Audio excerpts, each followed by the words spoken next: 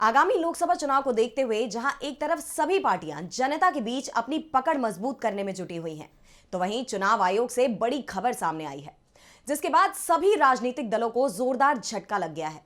चुनाव की घोषणा के कुछ ही दिन पहले चुनाव आयुक्त ने अपना इस्तीफा दे दिया है। उनके इस इस्तीफे ने आगामी चुनाव को लेकर अहम सवाल खड़े कर दिए हैं। तो आखिर क्यों इस्तीफा देने को मजबूर हुए चुनाव आयुक्त? क्या है पूरा मामला? जानने के लिए देखिए ये रिपोर्ट। लोकसभा चुनाव को लेकर पूरे देश में हलचल तेज है।